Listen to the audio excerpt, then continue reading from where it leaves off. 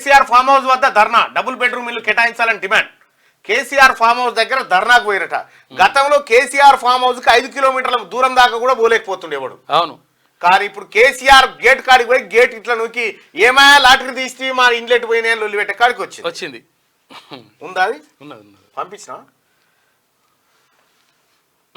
Right. KCR farm house వద్ద ధర్నా, double bedroom ఇల్లు కేటాయించాలని డిమాండ్ చేస్తా ఉన్నారంటే ఇప్పుడు వాళ్ళ ఎమ్మెల్యే కదా, ఎవరు మన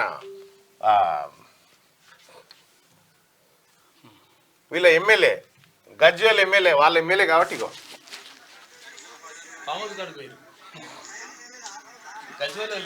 గజ్వేల్ పోయారు. ఎంత పెద్ద గోడ చూడిగా, ఇక గోడ దాటి ఆయన ఇప్పుడు కలవాలి. ఏం కథ? పర్మిషన్ కావాలంటే ఏ సార్ దగ్గర పోయి పర్మిషన్ తీసుకుంటాము, ఏ సార్ని అడుగుతాము. ప్రతాప్ రెడ్డి ఏ సార్ గజ్వేల్ నుంచి వచ్చినామని అంటే ఇంత విలువ కూడా ఇయ్యరా? మేము మనుషులే కదా అసలు. ప్రతి ఊరికి బెడ్రూమ్లు మంచిడు, మరి గజ్వేల్ ఏం పాపం చేసినామని ఎంతగానో మంది ధర్నాలు చేస్తాము, ఎంతగానో మంది తిరుగుతాము. చెప్పులు అరిగిపోతున్నాయి ఆఫీస్ లో చుట్టూ తిరిగి కలెక్టర్ ఆఫీస్ పోతే మీ గజ్వేల్ వేస్తే సిద్దిపేట రమ్మంటే ఆడిపోతే ఎంతగానో మరి సార్లు తిరిగినా కూడా కింద కనకరమిశ్ర గేట్ కాడ వచ్చి నిలబడి 1-2 గంటలు అవుతుంది.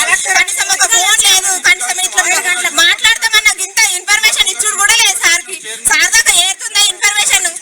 ఇప్పుడు ఎలక్షన్లు ఉంటేనేమో మమ్మల్ని నిలబడుతుంది, ఎలక్షన్లు ఉన్నాయి, ఎలక్షన్ కోడ్ ఉంది, ఇంతమంది ఉండొద్దు, అది ఇదని. ఇప్పుడు 1/2 అవర్ లో పర్మిషన్ ఇస్తానని చెప్పి మళ్ళీ ఇప్పుడు సార్ పంపించి ఇక్కడ నుండి వెళ్ళిపోండి అమ్మా, మీరు ఇంతమంది ఉండొద్దు అని చెప్తున్నారు. ఎట్లా? మేమేమన్నా ఆడ నుంచి ఇంత దూరం వచ్చింది మా కడుపు తిప్పలు చెప్పుకోనికే కదా. మరి ఎలక్షన్లు అంటే అయిపోతుండే, మాకు రాకుండా అయిపోతుండే కదా. అసలు సీఎం గా గెలిచినప్పటి నుంచి మాకు ఏం చేసినావు? కేసీఆర్ గెలుస్తుందా లేదంటే ఈ సీసీ కెమెరాలు కాదు తెలివయా?